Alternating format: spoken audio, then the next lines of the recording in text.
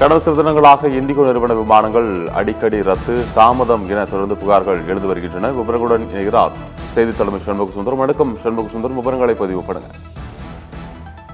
Abraham, இந்திய விமான போக்குவரத்து துறையிலே பெரும் ஒரு சிக்கல் தற்போது ஏற்பட்டிருக்கிறது தான் கூற வேண்டும். என்றால் இந்திய பயணிகள் விமான போக்குவரத்து துறையில் கிட்டத்தட்ட 60% கையாளுவது இண்டிகோ விமான நிறுவனம் தான்.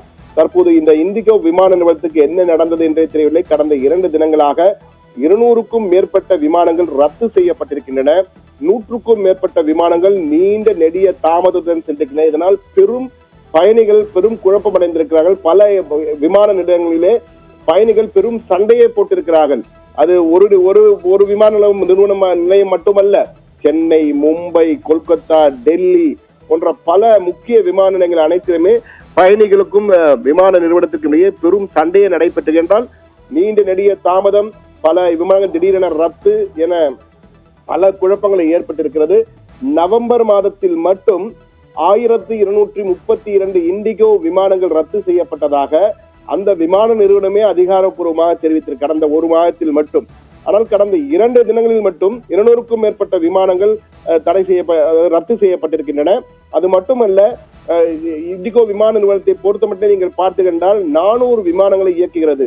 அதாவது 400 விமானங்களை சொந்தமாக கொண்ட இண்டிகோ விமான நிறுவனம் இந்திய விமான போக்குவரத்து துறையின் கிட்டத்தட்ட 60% விமான போக்குவரத்தின் பங்கினை அதுதான் செயல்படுத்தி வருகிறது.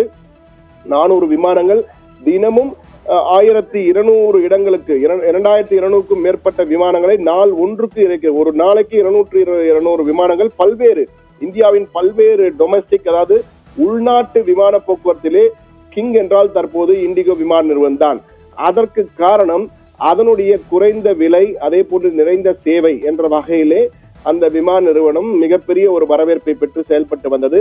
ஆனால் கடந்த 2 மாதங்களாக மிகப்பெரிய சிக்கலிலே அந்த விமான நிறுவனம் சிக்கி தவித்துக் கொண்டிருக்கின்றதை மட்டும் நம்மால் உணர முடிகிறது. இதற்கு ஒரு காரணமாக கூறுவது அதாவது பைலட்டுகள் பற்றாக்குறை, பணியாளர்கள் பற்றாக்குறை என கூறுகிறார்கள். அதற்கு மிக முக்கிய காரணமாக கூறியிருப்பது, அண்மையிலே டிஜிசிஏ என்று அழைக்கப்படுகின்ற சிவில் விமான போக்குவரத்து இயக்குநரகம் கடந்த மாதம் திருத்தப்பட்ட விமான கடமை நேர வரம்பு, அதாவது FDTL என்ற வகையில பிளைட் டியூட்டி டைம் லிமிடேஷன் என்ற ஒரு புதிய விதிமுறைகளை அறிமுகப்படுத்தியது.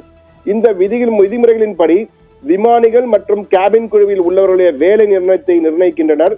அதாவது ஒரு நாளைக்கு 8 மணி நேரம், வாரத்திற்கு 35 மணி நேரம், மாதத்திற்கு 125 மணி நேரம், வருடத்திற்கு 1000 மணி நேரம் என வேலை நிறுத்தத்தை கட்டுப்படுத்துகிறது. இதற்கு மீறி செயல்படக்கூடாது. அதற்கு ஏற்ப பைலட்டுகள் எண்ணிக்கை அதிகரிக்க வேண்டும், கேபின் குழுவின் எண்ணிக்கையை அதிகரிக்க வேண்டும், பல கட்டுப்பாடுகள் விதிக்கப்பட்டன. எனவே ஒவ்வொரு 24 மணி நேரம் குறைந்தபட்சம் 10 மணி நேரம் ஓய்வு இருக்க வேண்டும் என பல விதிகள் கொடுக்கப்பட்டிருக்கிறது. இந்த விதிகளால் எந்த சமரசம் செய்ய முடியாத டிஜிசிஏ உறுதியாக இருப்பதால் தற்போது இண்டிகோ விமானம் பல பைலட்டுகள் பற்றாக்குறை, அதே போன்று கேபின் குழு பற்றாக்குறையால் தவித்துக் கொண்டிருக்கின்றதான் கூற வேண்டும். இந்த பற்றாக்குறையை நிறுவனம் எதிர்கொள்வதால் இண்டிகோ விமான சேவை கடுமையாக பாதிக்கப்பட்டிருக்கிறது. இதை இண்டிகோ விமான நிறுவனமே தன்னுடைய அறிக்கையில ஒப்புக்கொண்டிருக்கிறது. கடந்த 2 நாட்களாக இண்டிகோவின் செயல்பாடுகள் மற்றும் நெட்வொர்க் முழுவதும் கணிசமாக பாதிக்கப்பட்டுள்ளன என்பதை நாங்கள் ஒப்புக்கொள்கிறோம். இதனால் ஏற்பட்ட சிரமத்திற்கு எங்கள் வாடிக்கையாளர்களிடம் நாங்கள் மனதார மன்னிப்பு கேட்டுக்கொள்கிறோம், வருந்துகிறோம் என்றும் சிறிய தொழில்நுட்ப கோளாறுகள், குளிர்காலத்துடன் தொடர்புடைய அட்டவணை மாற்றங்கள், பாதகமான வானிலை, திருத்தப்பட்ட விமான கடமை நேர வரம்பு விதிமுறைகளை செயல்படுத்தல் உள்ளிட்ட பல எதிர்பாராத செயல்பாட்டு சவால்களால் எங்கள் செயல்பாடுகளில் எதிர்மறையான தாக்கத்தை ஏற்படுத்தியிருக்கின்றன என அந்த நிறுவனத்தின் அதிகாரப்பூர்வமாக ஒப்புக்கொண்டிருக்கிறார்கள். தவறினை சேவை பாதிப்பை இந்த இடையூறுகளை கட்டுப்படுத்தவும் நிலைத்தன்மையை மீட்டெடுக்கவும் தேவையான நடவடிக்கைகளை நாங்கள் தொடங்கியுள்ளோம். இந்த நடவடிக்கைகள் அடுத்த 48 மணி நேரத்திற்குள் நடைமுறையில் இருக்கும். இன்னும் 2 நாட்களுக்குள் அனைத்தும் சரியாகிவிடும் என்ற வகையிலே இண்டிகோ நிறுவனம் நம்பிக்கை தெரிவித்திருக்கிறது. ஆனால் தற்போது இந்த விமான சேவையிலே, விமான பயணத்திலே அதிகமாக பயணித்த நுகர்வோர் சங்கம் எல்லாம் இருக்கிறது.